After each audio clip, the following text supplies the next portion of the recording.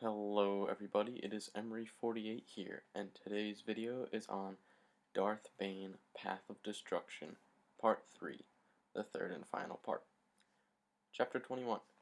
Hoth had a meeting with his right hand, Pernicar, and another Jedi Master, Farfalla. Hoth has sent Farfalla to recruit more Jedi to the Army of Light on Ruusan. In the meantime, the Jedi are going to try and prolong the battle by doing quick attacks and staying hidden. The students and masters from Korriban were welcomed by Kaan when they arrived on Ruusan. Qordis told Kopecz that Bane had left the Brotherhood and no one knows where he went. Bane went to the unknown world in the Lehon system. This was the place of the Starforge battle between Revan and Malak. This planet was also the possible birthplace of the Rakata, an ancient civilization that enslaved the galaxy using the dark side of the Force. The Rakata have since become extinct. A Rancor charged at Bane. He took control of the animal's mind, finding a memory of a pyramid in the jungle.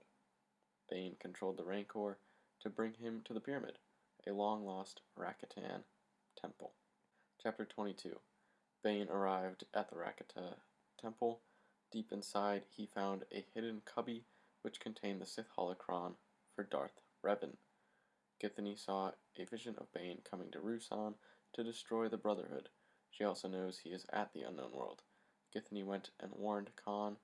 Kaan then ordered Kas'im to go to Bane and ask him to join the Brotherhood one last time. If Bane refused, Kas'im was instructed to kill Bane. Chapter 23. Bane has listened to the teachings of Revan until the holocron had no more life or energy left. He then destroyed the holocron on the floor of the temple. Kas'im arrived on the unknown world. Landing next to Bane's ship, he followed the path the Rancor had made in the jungle, killing one on his way. Bane has come up with the rule of two after interpreting the words of Revan and studying what led to the failures of past Sith empires. Kas'im was the better swordsman. He split his double saber into two sabers and would have easily defeated Bane, who had no training against this type of combat. However, Bane knew the layout of the temple and was able to escape. Bane sent a rush of force energy, collapsing the temple and killing Kas'im with the falling temple. Chapter 24. Bane sent a message ahead of him to Kaan offering a gift, but Bane planned on betraying Kaan. Pernicar died in a Sith ambush. Hoth killed many of the Sith in the ambush. Farfalla finally arrived with reinforcements. Githany is going to meet Bane at the coordinates Bane had sent to Kaan. Bane also sent the instructions to a thought bomb, one of the most powerful uses of the dark side, to Kaan as a peace offering for killing Kas'im. Chapter 25. Githany met Bane on the deserted planet Ambria. She came with poison on her lips. When Bane felt it, he realized his strength in the dark side would render the poison useless. Through the conversation, Bane is convinced that Githany is the right person to be his apprentice, although he has not explained this to her yet. Bane is going to join Githany on the trip to Ruusan. Bane had underestimated Githany and didn't notice the second poison coursing through his body. By the time he had noticed the poison had already weakened him. To gather strength back, Bane drove to nearby family, killing the three sons in front of the father, giving him enough dark side power to begin healing the poison. Bane then killed the father and was fully healed from the poison. That was kind of wrong. He just had enough energy to go find his way to heal from the poison. Chapter 26. Hoth was visited by Pernicar in a dream.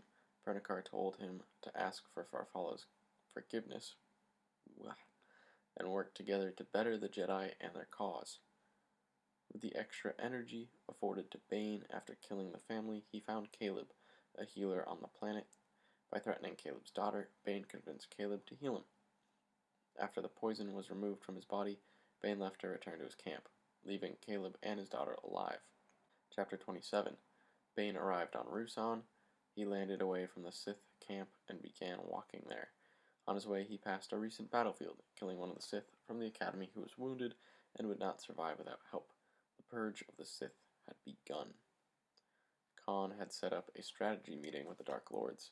During the meeting, Bane entered the tent. Bane has instructed the Sith of a ritual less powerful than the thought bomb and convince them it will wipe out the Jedi. Bane is going to use it to destroy the Brotherhood. Githany has pledged her allegiance to Bane, but still does not know Bane's true intentions. Chapter 28. The ritual began and the Brotherhood was sending all their power to Bane.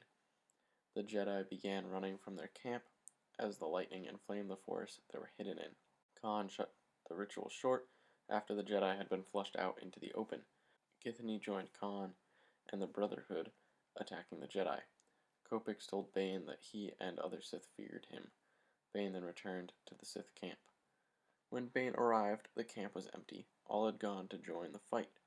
Then Qordis landed a spear. Qordis offered his allegiance and said he would help Bane become the leader of the Brotherhood by taking out Kaan. As Bane sees Qordis is not worthy of becoming his apprentice and is blind to the real problems invoking the Sith, Bane killed Qordis with the Force. Bane entered Kaan's tent and ordered the admiral of the Sith fleet above Ruusan to break their blockade formation and attack the Jedi fleet. The Sith and Jedi began their battle on the rocky plain just beyond the clearing of the forest. The battle was heavily favoring the Sith until Jedi gunships joined the fight after getting past the Sith blockade. All of the Dark Lords, including Kaan, began retreating. Chapter 29. Once the Sith were in retreat, Farfalla and Hoth spoke, concluding that there had been a rupture in the Brotherhood, allowing for Jedi reinforcements to come into the battle. The Jedi fleet only engaged long enough for the gunships to make it onto Ruusan. They then retreated out of range with minor losses. Bane let Kaan believe that he was controlling his mind. Kaan told Bane to stay behind while he and the rest of the Brotherhood lure the Jedi into the caves and unleash a thought bomb. Kaan believes this will bring the Brotherhood victory. Bane believes it will wipe out both the Sith and the Jedi. Farfalla's scouts have seen Kaan and the Brotherhood enter the tunnels. Hoth has decided the Army of Light will follow them in springing their trap before it is ready to be sprung. Chapter 30. The Brotherhood began the ritual of the thought bomb. Only Kopecz and Githany had doubts. Kopecz went to join the Sith, waiting for the Jedi at the tunnel entrance so he could die by lightsaber and not thought bomb. Githany was there at the start of the ritual and is trying to escape out a hallway after realizing Bane was right and Kaan is crazy. Kopecz was injured and told Farfalla what Kaan had planned. Kopecz knew Farfalla from his time as a Jedi. They then dueled and Farfalla killed Kopecz. That was Kopecz's last wish before he died. Chapter 31. Hoth brought the 99 most senior Jedi, all volunteered, into the cave to force Kaan into detonating the thought bomb. Although 100 Jedi would die, the rest of the Jedi Order would retreat with Farfalla. Hoth believed all the Sith would be eliminated. None of the Jedi know of Bane, though. Githany did not make it out of the tunnels before the thought bomb went off. She was killed by the power of it. Once the Jedi felt the ground quake from the thought bomb, they knew the 100 Jedi and Sith were now dead. Farfalla ordered for a team to turn back and find any Sith survivors that might have escaped before the blast went off. After Bane felt the power from the thought bomb, he began his return hike to his ship. He is going to rebuild the Sith Order in hiding from the Jedi. Only issue now is he needs to find a child worthy of being his apprentice. Epilogue. Rain, a young girl who was recruited by the Jedi with her cousins, was alone on Ruusan with one of the native creatures who had saved her when she fell out of her transport ship that was attacked. 2 Jedi came along, killing the animal. In grief and rage, Rain killed the 2 Jedi. Shortly after, Bane came upon her and took her as his apprentice. She introduced herself as both Rain and Zannah. Zannah was her birth name, and Rain was a childhood nickname, one of innocence which died when she killed the Jedi, much like Bane transforming from Des at the very start of the book. I really enjoyed this book, and I'm very glad the next thing to read continues the story of Bane. Fascinating and ever-changing character throughout the entire book. This was one of my favorite books I've read so far. Thank you everyone so much for watching, and I hope you have a great rest of your day.